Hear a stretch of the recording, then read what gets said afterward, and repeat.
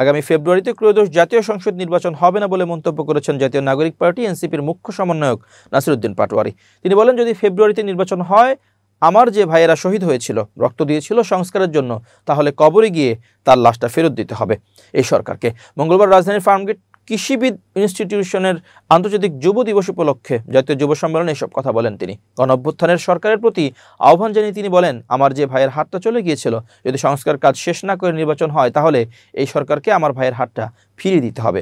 যে মায়ের বুক খালি হয়েছিল, ওই মায়ের বুকের সন্তানকে ফেরত দিতে হবে। পুরনো সংস্কৃতিতে নির্বাচন হলে মানুষ কেন আহত নিহত হলো, সেই প্রশ্ন তুলে নাসিরউদ্দিন পাটোয়ারি বলেন, একই সংস্কৃতির ডামাডোলে, একই ফ্যাসিবাদী সংবিধানে, একই সিস্টেমের মধ্য দিয়ে আমরা নির্বাচনে যাচ্ছি। তাহলে এতগুলো মানুষ শহীদ হওয়ার প্রয়োজন কি ছিল?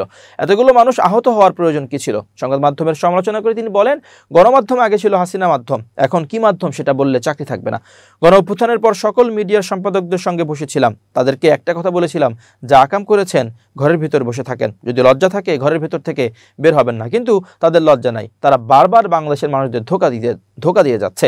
গোয়েন্দা সংস্থার কাজের সমালোচনা করে এনসিপি এ নেতা বলেন, একটা গোয়েন্দা সংস্থা বাংলাদেশে ডিজিএফআই আপনার আমার পকেটের টাকায় চলাফেরা করে, তারা কত টাকা খরচ করে বাংলাদেশের মানুষ জানতে পারবে না। তাদের কোনো দায়িত্ববোধ নাই, জবাবদিহি নাই, স্বচ্ছতা নাই। তিনি বলেন, তাদের একটাই কাজ, মানুষকে ভয়ভীতি প্রদর্শন করে কিছু হলেই আয়না করে তুলে নিয়ে আসবো। আপনার আয়নাঘর আমরা ভেঙে দিয়েছি, সামনে যদি একই ধরনের প্রচেষ্টা করা হয়, আমরা আয়নাঘর কেন, ডিজিএফআই এর হেডকোয়ার্টার আমরা ভেঙে দেব। যথেষ্ট সহ্য করেছি। বাংলাদেশে যদি ডিজিএফআই থাকতে হয়, অবশ্যই এটা সংস্কার করতে হবে।